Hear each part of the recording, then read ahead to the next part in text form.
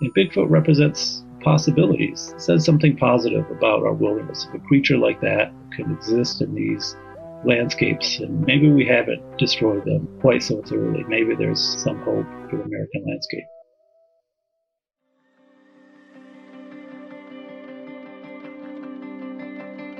John O'Connor is a journalist and author of one of my favorite books of the year, The Secret History of Bigfoot, Field Notes on a North American Monster, which is an investigation into the king of all cryptids, but even more so, into what this elusive being means to those who seek proof of its existence. John spent a year traveling the country, meeting, talking to, and camping with all kinds of Bigfooters to get to the heart of why a new Bigfoot craze has swelled up in recent years, looking at the phenomenon through a lens of psychology, sociology, politics, science, history, and through the writings of those who have meditated on the question of belief itself. Today, John and I talk about the different types of Bigfoot believers and skeptics, how the fantastical arena of politics we find ourselves in today has allowed this story to take on new life, and why Bigfoot matters to those who spend their lives chasing this mythical beast. I'm your host, Chelsey Weber-Smith, and this is American Hysteria. Hi, John. Thank you so much for joining me today. I am happy to be here. You know, I have to say that I have been reading your book, and it's not only so interesting, kind of the information that you've gathered and the interviews that you've done, but it's just like kind of a beautiful on the road in America book, which is one of my favorite genres. So I just want people to know this is like a beautifully written book with like so much heart. And I don't know, I just absolutely loved it. So thank you for writing it. Oh, well, thanks for saying that. I really appreciate it. Yeah, of course. I mean, that was part of one of the things I really wanted to do after COVID, as I'm sure probably everyone did, was just get on the road and see this, remarkable country of ours, and see landscapes that I hadn't seen either in a really long time or hadn't seen before. Yeah. So, yeah, I haven't talked about it in that way, I don't think, but it is kind of a road trip book. I mean, I think it's definitely a road trip book. And I got that feeling reading it of like, I got to go back on the road. I spent a lot of months of my life traveling, living in my truck camper, hitchhiking all over. And I think part of what I love so much about your book was the way that you approached kind of the subjects that you met along the way. You really handled each person and their belief system around Bigfoot with like curiosity and tenderness. And I don't know, I just think it's just such a great example of what you can do with a topic like this beyond just, oh, how did the story come to be and what is the history of it? It's so much more, your book, I think, a philosophy of why Bigfoot has popped up again and when Bigfoot has popped up in history and what that's kind of meant culturally and politically. And so I would love to just first of all ask you kind of what your relationship was to Bigfoot, both as a being, but also as this subject that you decided to take on in the way that you did. Yeah, it's funny because it really gestated. I hadn't, to be perfectly honest, had never really given Bigfoot much thought before I started researching this book. And it really began to gestate during the pandemic. And I think that's not a coincidence. I mean, I think Bigfoot, the kind of popular image of Bigfoot anyway, came to embody something for me that I really craved, which was just mystery and adventure and, the unknown. I wanted it to have that feeling of just like, driving through wide open space. But I didn't have, as a kid, I'm from a small town in the Midwest. I didn't have any particular interest in Bigfoot. Like I did later as an adult, but only with the arrival of this idea to write about Bigfoot and really mostly write about Bigfooters, the people who spent their kind of weekends in the woods looking for Bigfoot. Yeah, but I found out in a roundabout way that a writer I really loved and admired, and who I write about in the book, named Peter Matheson, was a Bigfoot hunter. That also kind of opened things up for me, I think, and gave me a kind of permission to write about Bigfoot in a way that wasn't prurient and dismissive, but kind of took the belief system serious and took the believers serious. And I wanted to meet them and kind of figure out where they came from, kind of where they were coming from, literally and figuratively, and why they believed what they did. Yeah, definitely. I've never really been a Bigfoot person either. I feel like what I fall into is ghosts. That's my magical being that I can't quite shake my belief in. So something that really interests me about the Bigfoot phenomenon is the spiritual Bigfoot, which, you know, has a lot of woo, as you refer to it in the book, versus this kind of like ecological Bigfoot that I really liked, that those who believe in the spiritual Bigfoot call apers or flesh and blooders, which is a very badass name. So I wanted to just hear about your experiences with both types of believers, and if you kind of fall in either of those camps or not. And we can talk more about your personal beliefs later. Sure. Yeah. The woo thing totally caught me by surprise, man. I had no idea that, and I think because that's a fairly recent development. I mean, there is an articulation of it early on in this kind of famous incident in Mount St. Helens, but which I write about. But besides that, it, I think, more or less vanished from the culture until pretty recently. But so the flesh and blooder, just so your readers know, there's kind of two different poles of belief. You know, flesh and blooder as being those who kind of think that Bigfoot is just a undiscovered hominid species, and wooers who believe there's some other more mystical or paranormal, supernatural provenance for Bigfoot. There's definitely huge shades of belief between these two poles, but they are kind of the dominant sort of binary ways of understanding belief in Bigfoot. And far and away, the biggest school, in my experience, is the flesh and blooders. I mean, people are familiar with woo ideas and conversant in them, but very few folks that I met will actually cop to a belief in that sort of stuff. You know, they'll entertain ideas, but the flesh and blooders were, at least the folks that I hung out with, were by far the sort of dominant strain of belief in the culture. Yeah, again, I think that has changed maybe a little bit in the last few years, as I understand it. But I think it's starting to be a little bit more wooey as Bigfoot continues to be elusive. You know, a lot of Bigfooters have told me. I should probably qualify that. I don't know about a lot, but a few Bigfooters told me and expressed in other ways that they are, you know, discouraged and dismayed by the lack of hard evidence that, as you know, it's now been 3/4 of a century, basically, since the kind of modern iteration of Bigfoot came out of Northern California and the Pacific Northwest, and there's still no real hard evidence, no body, no bones, no solid photographic or video evidence. And so I think woo is a way of explaining that away and kind of making peace with this big question of why there isn't any evidence. Right. And it seems like, and I think this is obviously totally true with conspiracy theories or any kind of fantastical belief system, is that a lot of times it feels like focusing on the scientific side, even if it's very pseudoscientific, makes folks feel more like they can believe in something because it's kind of in that language. Is that something that you found a lot on the road too? Yeah, absolutely. And, and I just wanted to add to my last comment, many Bigfooters would vociferously disagree with me that there's not any evidence. You know, I would just say, as being qualified, I'd say there's not great, incontrovertible evidence, you know. Okay. So that would, leading back to your more recent question, is that would convince scientists. You know, it's not convinced. There's nothing that's going to convince people who aren't already believers, I think, that believe that Bigfoot is real. And, you know, Bigfooters like to say that they are, and I heard this a ton of times, like citizen scientists that practice, they try to follow the scientific method.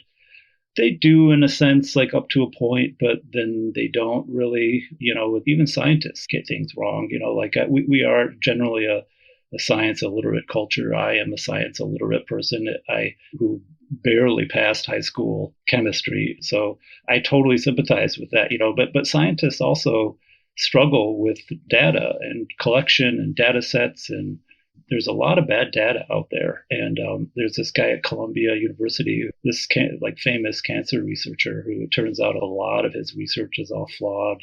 There's another woman, I think, at Cornell, who's a social scientist, a psychologist. A lot of her research is totally either flawed or fraudulent, and so it's tough, Oh, yeah. and a lot of Bigfooters do like to think they proceed that way, and it validates in their minds their endeavors, but it doesn't validate it, I think, in many other people's minds, because it's not genuine science. Right. And there's, of course, Jeff Meldrum, who's, is he an anthropologist or an anatomist, I think, at Idaho State University. And he's one of these, there's always like a bad boy scientist who's sort of thrown his lot in with the Bigfooters. It used to be this guy named Grover Krantz, who's passed away a long time ago. And now it's Jeff Meldrum has kind of picked up his mantle, but he also serves to validate a lot of Bigfooters' beliefs. But his approach, his method, if you ask me, is not scientific. Sure. Very often, he's a lovely guy. I don't mean to badmouth him. I've met him a couple of times. I've talked to him a bunch. He really helped me out early on in my book, so I don't mean to besmirch it. Jeff Meldrum was a lovely guy, but yes, the science thing is a really thorny issue among Bigfooters, for obvious reasons. Yeah, I think it's interesting. And you also talk about this in your book. We start kind of in 1967, the Patterson-Gimlin film, the very, very famous image that everybody thinks of when they think of Bigfoot. I loved how you brought in the fact that this was also kind of the birth of the New Age movement happening in Northern California, where this, thing was allegedly shot. And how do you think historically that big change in kind of what many Americans believed in spiritually, how do you think that affected our idea of this creature that had been around, but really kind of exploded in popularity kind of around the same time of this new spiritual movement? Yeah, I mean, part of the reason it exploded in popularity was just because of the cinema and because of television. Every American homes were starting to have TV. We had to have access to cinema in a way that we had never had before. So I think that explains a huge part of it. And there's some folks out there, this guy David Dangling at the University of Florida, I believe, who really attributes Bigfoot's continued survival today in the public imagination, pins it to the internet. It's just made it easier for us to continue to imagine this creature. And so I really think that had a lot to do with it. In terms of spirituality, I think you're referring to the part of the book where I mentioned the decline of American religion and the decline of church attendance, and which has gone down drastically. Yeah, I think that, it's interesting that on the one hand, we have some considerable evidence that our belief in the fantastic, in the untenable, in the unbelievable has greatly diminished. But on the other hand, we have this whole other kind of set of data that indicates the opposite, that we haven't gotten any more rational or any more reasonable, that we've just kind of transferred our willingness to believe to other precincts. And one of those being the kind of legend and lore, American legends that are just passed down, handed down the century to us, and that have a very firm grip on our imaginations. Yeah, and that sort of feels, to me at least, like pretty inevitable. And I think if we look all over the world, it's like we are creatures of myth. We need something to believe in. We need something kind of more than what's in front of us. And Bigfoot fulfills that role for people. And I believe in your book, you talk about how things like Bigfoot or other types of cryptids or other types of unorthodox beliefs give us a chance to believe in something that's outside of Christianity or mainstream religion. So it kind of provides this alternative to that also allows us to actually investigate, whereas I think traditional religion generally avoids that type of questioning. And I thought that was a very interesting and astute point to make. And I was curious about how Did you see that type of phenomenon kind of person to person where they were able to experience some version of belief, but with this caveat that it's not too out there because I'm looking for it in this way and I'm willing to investigate it again and again and again? Yeah, well, and of course, Bigfoot is the kind of belief that doesn't come with all the judgment, and the fire and brimstone and the guilt. And of course, it depends a lot on who you ask. It's not a totally salient replacement for religion for a lot of folks. And the two are complementary too for many people. There's not some kind of monolithic set of Bigfooters or belief systems within the culture, in my experience. But yeah, and I think you also, and I tried to be very careful about this, and this was something that I hadn't anticipated when I began this book, is there are really different kinds of belief out there, and all variants of belief, and there's something that psychologists call half belief even, which is the ways in which our sort of stated belief or unbelief in things doesn't align with our behavior. So like, for instance, the famous example, I find in my book a lot of examples of baseball. Baseball's great for so many things. And like, I don't know if you've ever been to like a late inning baseball game where like it's like bottom of the sixth, top of the seventh inning, and the pitcher's throwing a no-hitter. And this kind of murmur goes up in the stadium. You can almost, this vibration, you can hear it, because it's a big deal to throw a no-hitter, but you're not allowed to talk about it. Like, you're not allowed, no one's allowed to say anything. If you say something about it, may very likely get like a beer can thrown at you. You might get chased out of your seat, because you're going to jinx the pitcher, So you have this whole stadium full of people who are in their waking lives are normal, lucid, totally reasonable, rational people, but come to believe quite powerfully in the jinx. And, that's kind of a small example, but there's all kinds of examples in our lives, ways in which we behave that aren't rational at all. And we also have a way of claiming to believe certain things without those beliefs really impinging on our lives in any meaningful way.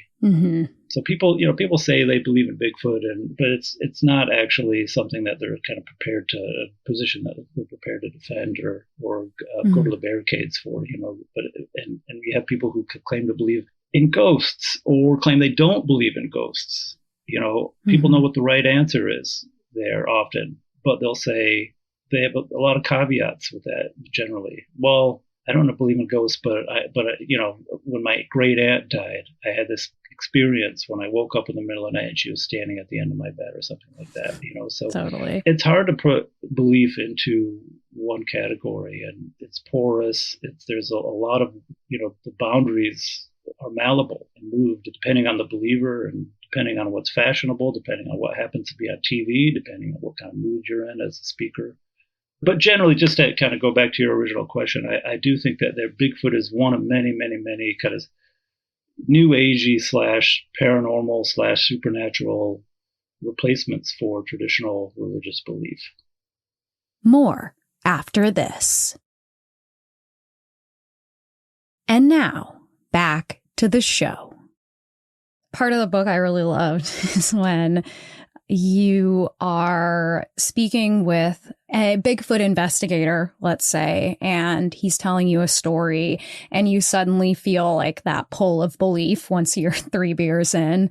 And I, at one point in my life, worked on a podcast called Euphomet with my friend Jim Perry, and part of that was going out and speaking with people who'd had paranormal experiences. And one of those people was a, Bigfoot believer, who really believed in the spiritual side of Bigfoot. And he was so, it was like so clearly just deeply embedded in his heart. Like he would well up talking about his imagining, or perhaps real, what do I know, experience of Bigfoot. And he was driving us out to kind of his place where he spent time, trying to find Bigfoot. And he was like, just like drop all your shit and like just be here and see what you feel. And as soon as he said that, I felt so much mysterious, this mysterious feeling come over me. And so did Jim. And I don't know. I knew in my head, I was like, I know what this is. Like, I know that this is the pull of belief, but even noticing that doesn't change the experience of believing. And I was curious how often you were being pulled into believing even just a little bit. Like, how often was that happening for you, and how did you process that? Yeah, well, we touched on something that I think that I encountered a lot. I mean, but one of the things I encountered again and again, it's really sort of took me by surprise, was Bigfooters' testimonies. People who would come up to me during expeditions or at festivals or conferences and tell me their own personal encounters with Bigfoot in a way that was hard to discount. I mean, a few people had, tears in their eyes, or one fellow had, kind of tears streaming down his face. And as he, told me about his encounter, I could not suspect them of lying or being dishonest. There was something happened to them that was extremely moving and powerful. And it wasn't my place at all to like tell them that, that they must have been mistaken or something like that. That was not, I had no agenda along those lines. I mean, the last thing I wanted to do was, as an outsider and as a journalist, show up to these events and like wag my finger at people and try to explain away their experiences. And so, I found that like a very moving and fascinating part of my research. And I originally wanted to include all of these, the ones that I recorded, in an appendix, and it ended up being, I think, too much. But I do have several, I think 4 or 5 fairly lengthy, almost verbatim, like transcriptions essentially of encounters in my book. And at no time, with maybe one exception, at no time did I think anyone was screwing with me. So that as you said, the power of those experiences, whether or not they're kind of quote unquote true, that's hard to account for. This is maybe getting a little bit off on a tangent, but I think probably people do need to believe in, like, science and reason and rationality doesn't answer everything. It doesn't account for everything. It doesn't seem to fill space in everyone's lives that needs to be filled. And so I think you definitely have to be open, have to not lose all contact with the more enchanted view of the world. I think that's really important. For me personally, I didn't have, I really didn't have any moments like that where I felt seduced by my experiences, by the darkness, by whatever might lurk in the shadows, by the kind of romance of it. I'd never had that sort of experience. I have had moments, certainly in the wild in this country, and I think anyone who spent any real time in American wilderness has these sorts of experiences where you see something, you hear something happens that you can't explain. I remember backcountry camping in Arches National Park once upon a time, and camping on this high kind of sandstone, Navajo sandstone, I think they call it, and hearing something sort of pad across my campsite in the middle of the night and sort of very quietly, very lightly brush against my tent. And it could have, it was probably like a bobcat or something like that. Who knows? But it was weird. And I think a lot of people have those kinds of experiences that they can't explain away or want to impose a certain kind of narrative on. That was a huge element of my book. That sense of mystery, the sense of possibility in nature, and the needs of the mind and imagination, I think, are a big part of where Bigfoot comes from and why so many people believe in him today. Would you tell us, kind of in that vein, a little bit about what you found in terms of Bigfoot's relationship to, like, our, as Americans, relationship to nature? I especially enjoyed your section about clear cutting in the 1920s, and then also the Mount St. Helens explosion as 2 of the examples. But yeah, I'm just interested in, it feels like Bigfoot is intrinsically connected to our psychology around this thing called the American wilderness. Yeah. So sort of 3 things. I mean, there are many, many things, but 3 main things that I landed on in my research, and both of them kind of in the field and talking to people and in my reading, that help account for Bigfoot phenomena. Again, setting aside here as much as possible to extract people's actual experiences. Bigfooters who claim to have a sighting and have had some sort of phenomenal experience. But I'm talking about in terms of explain, Bigfoot popping up in the Tampa suburbs or, Yeah. a half an hour from Columbus, Ohio, which is a city of almost a million people, Yeah. the desire to believe in the many thousands of sightings every year and so on. But and one of those things is, as I claim in the book, and I think, I got a little pushback on this, but I think it's a pretty valid concern, is just the total ravaging of our American ecology, of our American landscape. Mm. This country has been just completely ravaged and rampaged by the wrecking ball of progress. There's not hardly a single pinprick in the map. If you were to spread out, the map of the United States, there are a couple tiny little dots here and there that haven't been clear cut. Like virtually everything, every square acre, all the old growth, almost all of it is gone. It's all been logged, and not just once, but multiple times. There's trees here still. There's a few in the Pacific Northwest. There's a couple down south. There's a few here in the Northeast that are 1,000 years old, as far as we know, maybe even older. And the logging companies, with the machinery they have today, they cut them down to 20 minutes.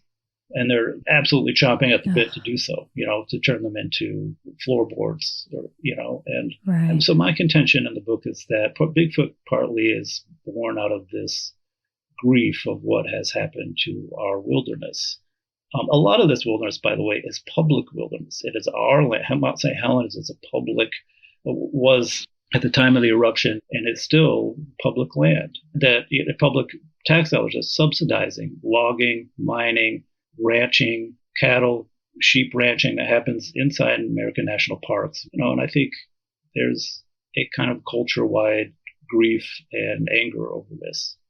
And Bigfoot represents possibilities that might still exist. It says something positive about our wilderness. If a creature like that, by some accounts, a 700 to 800 pound mammal can exist in these landscapes, and maybe we haven't destroyed them quite so thoroughly. Maybe there's some hope for the American landscape. Yeah, I definitely think that has to be a big part of it, for sure. This idea that there is enough space, there's enough untouched wilderness for something not only to hide in, but to be completely concealed by. And that's something I think we'd all like to actually get to feel inside of ourselves a little bit. I would love to be someone who is after Bigfoot, because it seems like it's got to feel similar to, like, I'm very into the study of urban legends and the idea of legend tripping, where, there's a haunted bridge, or there's, a chair you go sit in the graveyard for 10 seconds and you'll see hell or something like that. Like, it's the same feeling of getting out there and seeking something, but it's different. It's like different than a spiritual seeking, because you are looking for something you can see or hear or feel. I was very into ghost hunting, as I mentioned, as a teenager, but I think that feeling has to be something that propels people coming back, because, it seems like a lot of fun. Do you feel like people are having fun with this, or did it feel like there was more of a serious quality to the research or the field research that people were doing? Oh, yeah. No, fun is a huge part of it. I mean, going out in the woods and looking for Bigfoot, it's a huge gas. Yeah. Yeah, and I had a ton of fun reporting this. I mean, the people are, by and large, really cool and welcoming. And, it's just, it just makes wilderness more thrilling. If you believe something is there besides raccoons or porcupines or whatever, you believe there's something to be seen that not everyone is seeing. Of course, that's the thrill of the chase. The treasure hunt basically is really speaks to a very deep part of American, or just human psyches. I think that just whatever strange yearning that we all kind of have of us in us for discovery, for revelation, it's definitely a huge part of it. And it's just, it's fun to be out there. Like, a lot of Bigfooters have these little the FLIR infrared things. It's not it's a kind of camera, I suppose. And that some of them have actual infrared night vision goggles, rather, and all these gadgets and doohickeys, walkie-talkies, or communicate, they triangulate and split up in groups. And it's just, it's funny. In a way, it's kind of like, I kind of compare it in my book, and it might sound like pejorative, but I don't mean it in that way. That's almost like wilderness LARPing, or like Quidditch or something in a way. It has that element to it. But yeah, it's just fun. It's like a terrific idea in a lot of ways, most ways, it's a terrific idea to just entertain and to have fun with and just explore possibilities, and imagine what might be out there, both literally and figuratively. And I hope it comes across in the book. I had a lot of fun reporting this book, and a lot of these people I had a great time with. Some of them remain my friends. So, no, it definitely comes across. I mean, it's a very funny book too. It is. I don't know. It's a romp. I'm going to call it a romp. Great. More after this. And now back to the show. Yeah. So, along with the fun of being out in the woods, I got a sense, which I think is true with so many paranormal beliefs, of community, and that the community aspect is so important, but not just like the online message board community, but like a flesh and blood, hang out in the woods. And that seems to be also a big part of the power. Yeah, it's definitely community building. I mean, it's almost like fandom in a way, like sports fandom. And speaking from personal experience, like fandom could be a great community building, in this, especially in this day and age where we're so really alienated from one another. And, you can build relationships with people who you'd otherwise never come in contact with. And but it can also be a terrible thing. Coming from Michigan, I'm used to almost a kind of masochism with sports fandom, and it can be, there's a dark side to it, But yeah, in terms of, in the later chapter, I try to build this connection between white working class fortunes, which have really declined significantly in the past half century. This doesn't get talked enough about, but a connection between that and belief in things like Bigfoot. It's not limited to Bigfoot, obviously. And I'm making generalizations, but I think there's it's a kind of middle finger to the sort of East Coast establishment. I mean, it's a middle finger to a lot of things. It's a middle finger to the scientific establishment. It's to the media, to the sort of privileged East Coast kind of insiders and East Coast aristocracy. And if you don't have a lot of money, if you don't have stocks, if you don't have money in the marketplace, which the vast majority of people do not have, chances are you're not doing very well. Yeah. You're probably struggling to pay your rent or your mortgage. You're probably struggling to send your kids to college. Maybe you can't send them to college. Maybe you live in fear of any kind of medical event that might bankrupt you because you're totally underinsured or uninsured. And those are real. There's a lot of people out there who I met during my research who fall into that category, who happen to be Bigfoot believers, because it not just builds a sense of community and a sense of belonging, but is, I think, a kind of fuck you to established convention, established belief. Who are you to tell me what I should or should not believe in?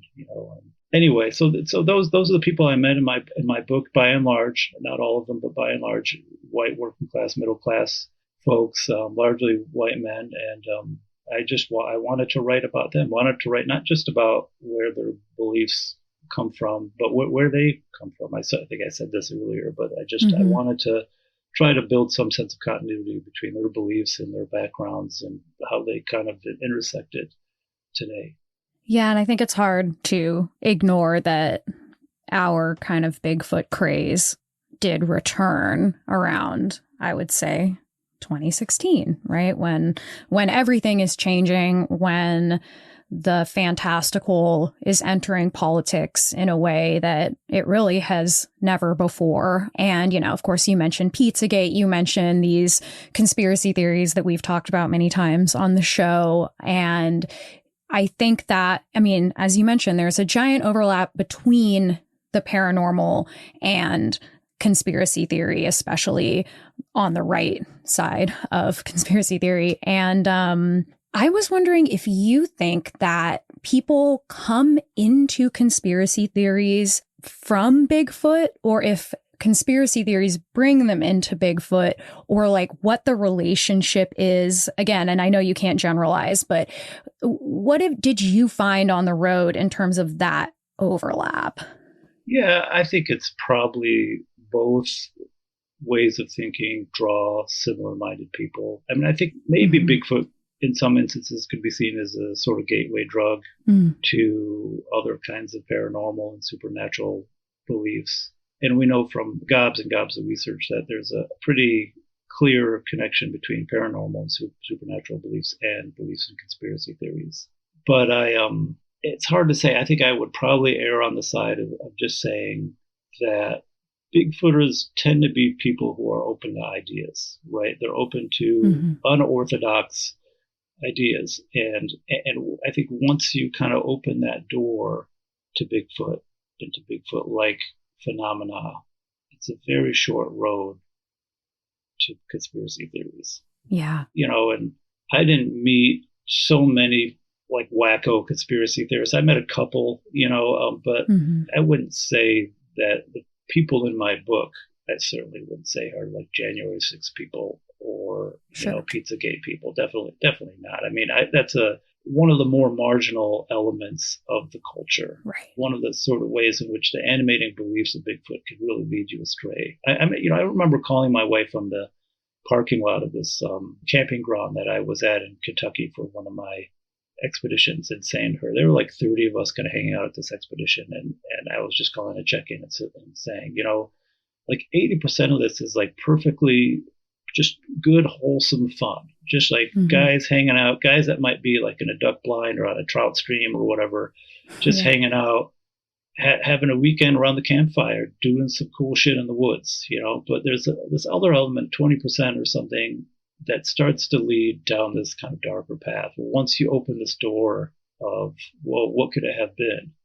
Well, then it could have been almost anything. Like nothing explains it. Nothing and everything will be the answer to that question. And there's a real kind of dangerous and dark rabbit hole to tumble down once you begin. But I think, again, just to reiterate, I think probably the majority of Bigfooters are not in that camp. But yeah, I think that makes total sense. And someone that in your book that I think was my favorite subject that you spent time with was a man named Robert Pyle, who wrote a book called Where Bigfoot Walks, Crossing the Dark Divide. And he was just such a fascinating person who was so well-spoken. And it seemed like you both had a very interesting journey talking to each other. And, by the end of your conversation, this person who is so balanced in their interest in Bigfoot really does end up feeling that Bigfoot is real. So I wanted to hear a little bit about what it was like to hang out with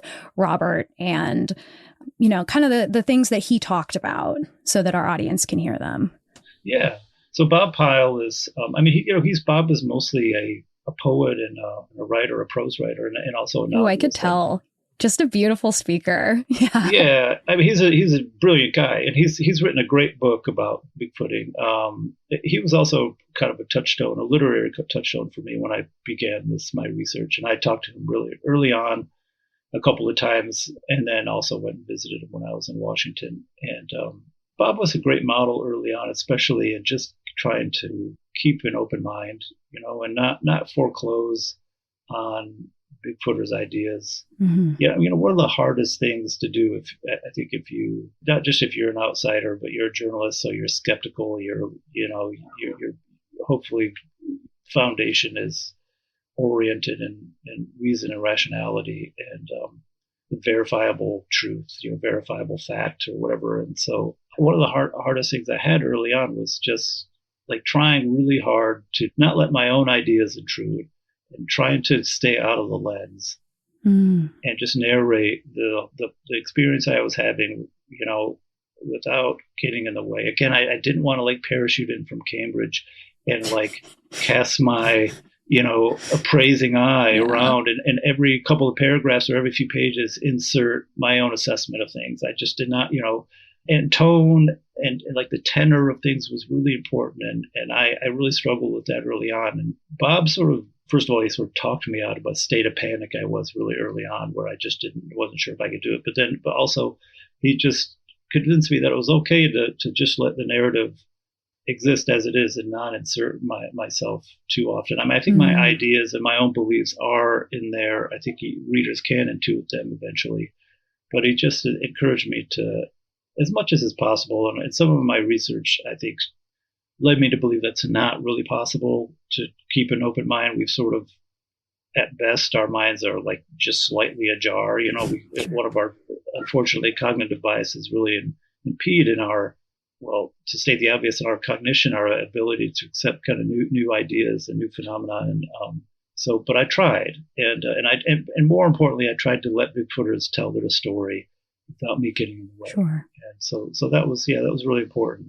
And also just to meet a writer who was as accomplished and as smart and as big-hearted as Bob is, to know that he had done this and gone through all this, like, way before I did, was really energizing, especially in the early stages. And he goes on to say, I believe that he is 85% sure that he believes that Bigfoot exists. Yeah. And it's funny that that is not like that's not the sense you come away with from his book, I don't think. But he softened that somewhat in recent years. And, he like Matheson, he's a sane, sober guy, mm-hmm. and not credulous. He's just, he's softened his beliefs for reasons that I get into in the book. I loved hearing that he softened his beliefs. And I don't know, making this show, maybe you can relate to this. Like, my show here is a lot about, like, not debunking, because that's not interesting to me, but reassessing what may or may not be true from the myths and the stories that we tell. And I think doing the show has had a dampening effect on some of the fun side of believing and what beliefs can do in the positive. Sure, yes, they can lead us to conspiracy theories and they can lead us to dark places. But at the same time, I think that without them, life is a lot harder. And I understand why and I used to believe in so many things that may be irrational now that I look back on and cringe a little bit, but I do remember how it felt to believe in something that I couldn't see. Like, it was kind of an unparalleled feeling. And I just wanted to read a quote of yours back to you, which I'm sure is your favorite thing. But I just feel like this is a note I'd love to end on because I really, really like this. But you said, what I'd experienced was the intoxicating power of belief, a power that's in all of us. At the same time, one need not be kissed before falling in love. Bigfoot may or may not be real, I thought, but either way, there's something profoundly true about the feelings it evinced. And yeah, I just thought that was just almost, for me, the thesis that I came away with. And I am interested in what your relationship to belief became when this book was kind of all said and done. What did you come away with? Yeah, there was a lot that surprised me. Mm-hmm. First of all, I didn't think it sounds, now that I say it out loud, it sounds kind of stupid, but I didn't think I was going to be writing so much about belief. That's a lot of what this book is about. And it took me a while to realize that. Mm-hmm. The subtitle for a while even was suggested by my editor was something along the lines of why we believe in the unbelievable. And of course I was like, what? I can't remember what I said. I was like, that's ridiculous. But of course she's exactly right. That's sort of what the book is about. And I will say that, I think we absolutely, and I think this becomes pretty clear, is that I think we must try as much as we can to be governed by logic and by reason, by rationality. It's absolutely imperative, especially today, that is the foremost impulse in our sort of public and private lives. But again, I think it's totally valid, and I think it may be even necessary simultaneously to not lose all contact with the more enchanted view of the world, to a view of what might be possible. That might be just the sort of mystical or quote unquote spiritual. It might be something that's just merely mysterious and unknown or unknowable. But I do think that it's possible to do both, to be both totally reasonable and rational and have a kind of spiritual investment in the world and in your own life, in your own survival, and in other people's, and both in political life and in our public life more broadly. I think it's possible to to do both and to be reasonable and kind of spiritual at the same time, if that makes any sense. Yeah, it makes lots of sense. I think that's the dream for me. That's where I'm hoping to get to. Well, is there anything else that you want to talk about that we didn't get to? I will just say that I'm thinking of this because it's what you said earlier made me think of it. You were talking about, this kind of intersection of belief and unbelief and not necessarily trying to disprove things, but just be open to both possibilities, but also a kind of investigation of what those possibilities might mean. And I guess I'm sort of just giving a shout out here to one of the groups of folks that I hung out with during the research of this book is guys out in Northern California that call themselves the Bluff Creek Project. And readers will read about this if they buy the book, that they are basically trying to cinematically recreate the Patterson-Gimlin film at the actual Bluff Creek, where it was filmed in 1967 by Roger Patterson and Bob Gimlin. This gave us, if your listeners aren't aware, one of the most famous and probably the most controversial piece of Bigfoot evidence in existence, which is this grainy footage of a purported female Bigfoot crossing the riverbed at Bluff Creek. And even if you don't know it by name, you've almost certainly seen the footage at some point in your life. And also it's the footage that gave us our kind of iconic profile of Bigfoot in stride, that the profile you see virtually everywhere in cartoon form on bumper stickers and water bottles and beer cans and so on. But they are essentially trying to recreate that film using the same film equipment and techniques that were used in the 1960s. And their intent isn't necessarily to prove or disprove Bigfoot, but just to try to determine the veracity of the film itself and whether or not it could possibly have been made in the way that the filmmakers claim it was. So it's really interesting. It's far more intentional and sort of project driven than a lot of Bigfoot expeditions I went on. These guys were kind enough to invite me, and I don't think they're necessarily open to outsiders usually, unlike other Bigfoot expeditions. But that was a really cool part of the whole experience, and really gave me a kind of, hope, like faith in humanity, hope in humanity or something. That might sound kind of contrived, but I just really liked hanging out with them, and what they were doing was so interesting. And they weren't diehard believers, they weren't diehard skeptics. They were just interested in the art, this piece of art and this very important pop cultural object that had been sort of shot and cataloged, but more or less put on the shelf, and it deserves to be investigated, I think, just like Bigfoot itself. And these guys were also instrumental in I mentioned this just as a sidebar. Bigfooters, besides Bigfooting, are up to a lot of other things, some of it doing some good in the world. And these guys have all these trail cameras set up around Bluff Creek that they've been taking footage for years now there. And with the possibility of capturing maybe footage of a Bigfoot, which they haven't done, obviously. But what they have captured footage of is a creature called the Humboldt marten, which was thought to be extinct.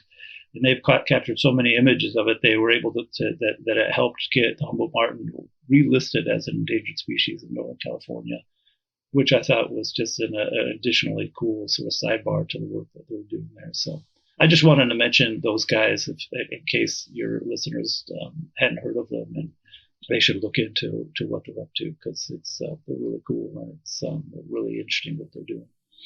Yeah, it feels like one of the most ideal ways to look into Bigfoot for me. That seems like it'd be so fun to just focus on. And I like that you called it a piece of art, because it does, though it has not been officially, I don't think, debunked or whatever you want to say, it does exist as this like piece of Americana that is like soaked into all of our consciousness. And I just feel like that was a very fun part of your book. So yeah, I recommend your book very highly for anyone who is interested in Bigfoot, but also, I mean, you bring in so many interesting writers.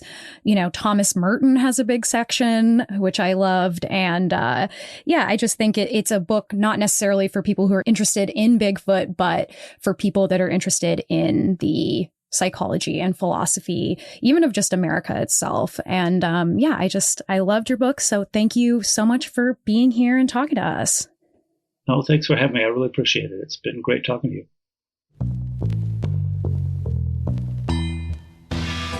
This was American Hysteria. Make sure you check out John O'Connor's beautiful book, The Secret History of Bigfoot. You can find a link in our show notes. If you want to get more of our show, you can head to patreon.com/American Hysteria or subscribe on Apple Plus. You'll get ad-free episodes as well as bonus content, including our subscribers-only podcast, Hysteria Home Companion, in which producer Miranda and I tell you stories that were left out of episodes, as well as stories we just think that you would really like. So head to patreon.com/American Hysteria or subscribe on Apple Plus.